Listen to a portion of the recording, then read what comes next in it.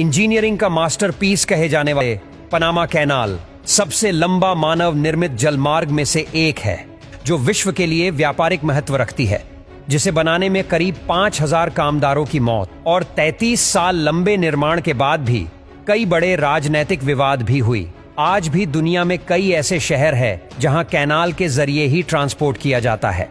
हम आपको जिस नहर के बारे में बताने जा रहे हैं, उसकी लंबाई इतनी है कि उसे पार करने में 10 से 12 घंटों का समय लग जाता है। पनामा कैनाल जो प्रशांत महासागर और अटलांटिक महासागर को जोड़ती है, जिसकी लंबाई तकरीबन 82 किलोमीटर से भी ज्यादा बैठती है। पनामा कैनाल बनने की वजह से अमेरिका के पूर्वी और पश्चिमी तटों के बीच 12,875 की दूरी कम हुई है। यानी इस कैनाल के बनने से पहले अमेरिका के पूर्वी तट से पश्चिमी तट तक जाने के लिए पानी के जहाजों को काफी लंबा चक्कर लगाना पड़ता था और इसमें तकरीबन 2 हफ्ते से भी ज्यादा का समय लगता था। लेकिन अब यही सफर 2 हफ्ते से घटकर सिर्फ 10 से 12 घंटे का रह गया। दरअसल जिस परेशानियों से अमेरिका जूझ रहा था, ठीक इसी तरह की परेशानियां चाइना में भी थीं। पहले जो शिप चाइना से रवाना होती थी, उसे यूरोप तक पहुंचने के लिए वे ऑफ बंगाल से होते हुए इंडियन ओशन पार करना पड़ता था और तब जाकर वो शिप यूरोप तक पहुंच पाता था। और यह सफर तकरीबन 24,000 किलोमीटर का हुआ करता था।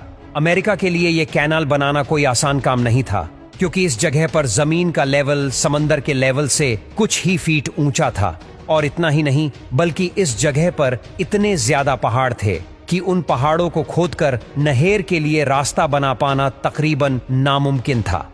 इसके बाद अमेरिकी गवर्नमेंट ने अलग अलग कंपनी को यह ऑफर दिया कि वो इस जगह पर किसी भी तरह से कैनाल बनाए ताकि उनकी परेशानी कम हो। और फिर साल 1870 में एक फ्रेंच कंपनी ने इन सभी परेशानियों को ध्यान में रखते हुए यहां पर कैनाल बनाने की जिम्मेदारी ले ली। और ये शायद इस कंपनी की सबसे बड़ी गलती थी, क्योंकि उनके इस फैसले की वजह से इस कंपनी को सड़क पर आना पड़ गया।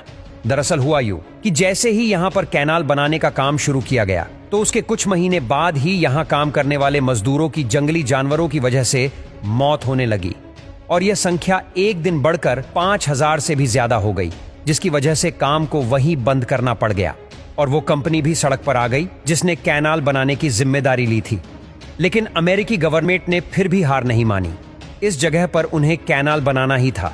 और फिर साल 1904 में अमेरिका की ही कंपनी ने इस जगह पर कैनाल बनाने का काम शुरू किया। इस कैनाल को बनाने में ऐसी टेक्नोलॉजी का इस्तेमाल किया गया जिसकी चर्चा आज तक की जाती है। दरअसल अमेरिका की एक कंपनी ने 85 फीट के इस फर्क को मिटाने के लिए वाटर लॉक्स का इस्तेमाल किया।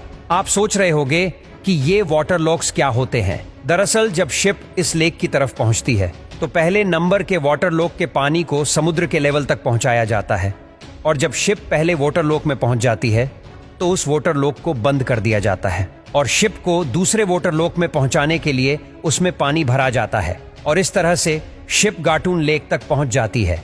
और 30 किलोमीटर लंबे इस लेक को पार करने के बाद दोबारा शिप को समुद्र में उतारने के लिए फिर इसी प्रक्रिया का इस्तेमाल किया जाता है।